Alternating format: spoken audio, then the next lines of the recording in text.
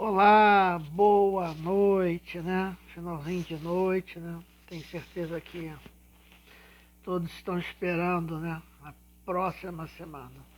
Meu nome é Michel Vinagre, sou pastor presidente da Igreja Batista Alfiômega.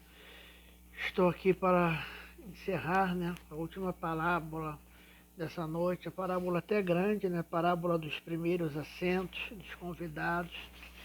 Queria convidar você a abrir sua Bíblia em Lucas 14, 7 em diante. Então, irmãos, queria conversar com vocês antes. Né? Nós estamos crescendo, né? Bastantes pessoas aqui. Nós temos um grupo de WhatsApp. Estamos 27 pessoas aqui já que ouvem a palavra de Deus. Muito feliz. As mídias sociais estão com bastante visualização. Então, nós estamos trabalhando muito na maneira digital.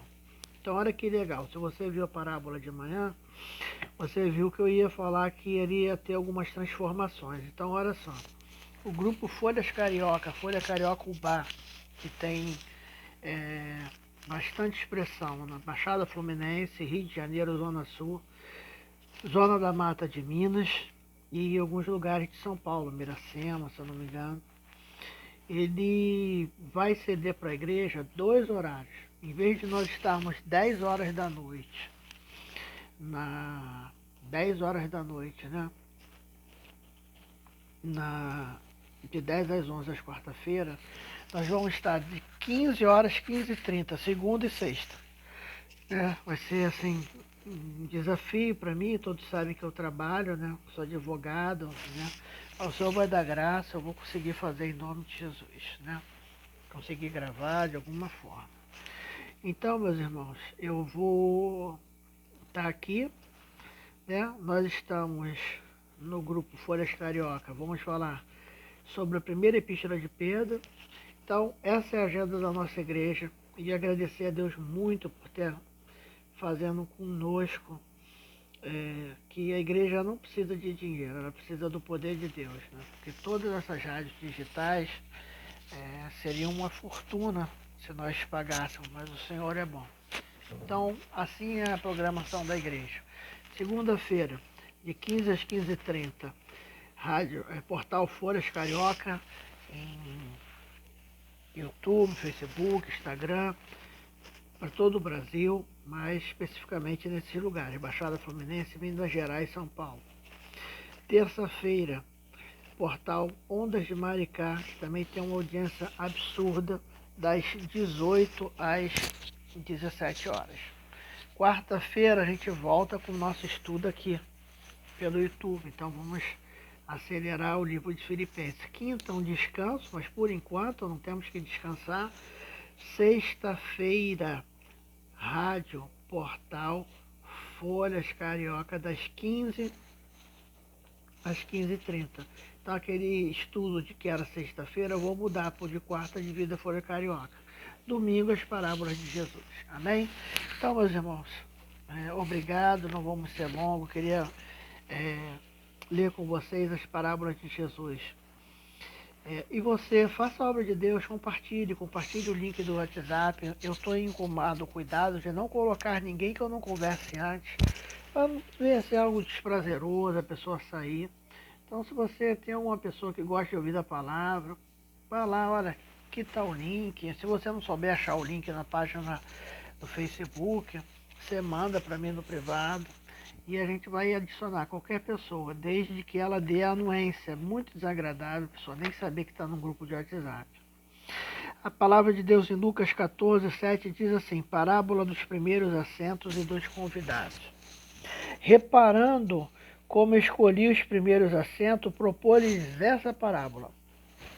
Quando por alguém fores convidado para um casamento, não te assente no primeiro lugar, pois poderá haver um convidado mais digno do que tu. Então o que convidou a ti e a ele poderá dizer: dá o lugar a este assim, com vergonha terás de tomar o último lugar. Mas quando fores convidado, vai, assenta-te no último lugar, para que quando vier o que te convidou te diga: amigo, sobe mais para cima. Então terás honra diante dos que estiverem contigo. Pois qualquer que a si mesmo se exaltar será humilhado, e aquele que a si mesmo se humilhar será exaltado. Ele continua. Então Jesus disse aos que tinha convidado: quando deres um jantar ou uma ceia, não convides teus amigos, nem os teus parentes, nem vizinho rico, para que não suceda que também ele torne a convidar você e seja recompensado. Mas quando derem um banquete, convide os pobres, os aleijados, os mancos, os cegos, e serás bem-aventurado, Macários do grego, serás feliz, né? Embora eles não tenham como te recompensar, a recompensa será na ressurreição do justo. Nós vamos dividir essa parábola em duas partes. Nós vamos trabalhar agora só do 7 ao 11, e domingo de manhã eu termino ela. Reparando, então, Lucas 14, 7 a 11. Reparando como escolheu os assentos, propôs essa parábola. Em primeiro lugar, sempre batendo esse papo, as parábolas eram com a cultura da época, né? Mas se você observar hoje, essa questão de honraria ainda existe. Até mesmo em igreja tem muito isso, né? Aqueles lugares que são separados para pastores, autoridades. E aí você senta ali e a pessoa fala assim, sai daí, causa um desconforto. Esse desconforto fica muito também no âmbito do narcisismo da pessoa. Porque desde o momento que venha ser algo involuntário, não tem aquela maldade, essas coisas acontecem. Eu mesmo era de uma igreja muito cheia, e às vezes a gente chegava e era do convidado, é só falar, aqui está o convidado, mas o narcisismo é complicado, né? O homem quando se coloca como seu Deus, como uma figura que não comete erro, que não gosta de ser chamada a atenção, também sente muito. Mas há um desagrado, né? Principalmente, talvez você vá em festa com autoridades, tem ali os lugares reservados, né? E aí sim você vai ser chamado a atenção. Tem isso em casamento, né? Reservado, a família, não sei quem. Então existe ainda como nós termos essa noção para o agora, para o hoje. Então tem uma dosometria, isso daí tem. Mas se nós observarmos, né, a parábola, ela quer nos dar um ensinamento. Então ele vai falar, quando alguém for convidado, não te aceite no primeiro lugar, e ele explica. Mas aonde que ele quer chegar? No versículo 11. Qualquer que a si mesmo se exalta será humilhado, e aquele que a si mesmo se humilhar será exaltado. Esta questão de autoexaltação é muito ruim. Quando nós olhamos para o pecado de Lúcifer, né? O pecado de Satanás, nós vemos que não foi um homicídio, não foi, sabe, um adultério, não foi porque ele fumou, não foi porque ele falou mal dos outros anjos. A Bíblia vai dizer em Ezequiel que ele pôs no seu coração, subirei acima de todas as estrelas, me assentarei ao trono de Deus. E ele se exaltou. E esta exaltação trouxe para ele uma queda. O problema é que muitas das vezes é a dosometria. Tem pessoas que simplesmente passam pelo ridículo, né? Passam pelo ridículo. Mas isso é uma coisa que vai crescendo, isso não para. Aqui do Rio, eu creio que todos, né? Dificilmente isso vai para fora do Brasil, teve um governador chamado Sérgio Cabral. E quem olhava para ele sabia que o trato pessoal era impossível, porque ele já estava num estágio, sabe, que não tinha como ter diálogo. E eu estava conversando com um amigo, advogado, também teve contato com um vereador, né, agora. E com o atual governador, ele falou que os policiais nem poderiam mais olhar para ele, olha para o chão. Então, a Bíblia diz que o orgulho, ele precede a queda. Você vai querendo se exaltar, você vai primeiro sofrendo sanção, comentários. Poxa, olha que pessoa, não tem noção. Não que a gente está pregando aqui que você tem que ficar refém do que as pessoas dizem. Mas também você também não é uma pessoa que não liga para nada.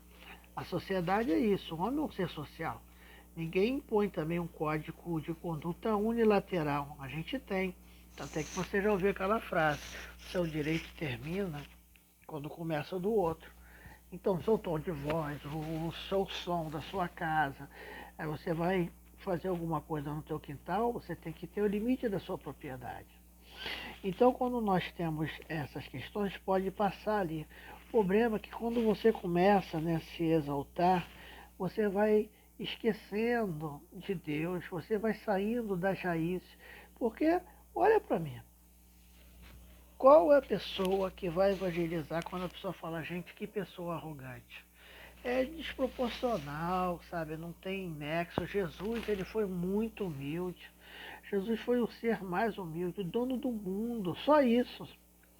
Então não tem como, sabe? Sacerdote, pastor, presbítero, músico. Na obra de Deus não tem ideia. Na obra do Senhor é uma aberração.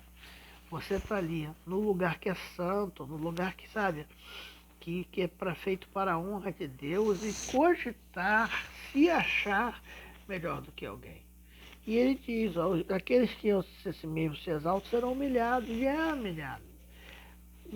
A soberba precede a queda. Você vai sofrer, a vida vai te derrubar. Porque, meu irmão, para onde que você vai? Todos nós vamos, se Cristo não chegar antes. Sabe, é um lugar, um túmulo. Para que tanta arrogância? Para que tanta coisa? Para que tanta vez se achar melhor do que os outros? Aí a pessoa tem tanta coisa, aí passa um momento difícil, não tem ninguém. Tem gente, irmão, não é metáfora não. Nem caixão para carregar tem. Tem que chamar lá o cara da cemitério, né? Então, mas eu estou muito sério.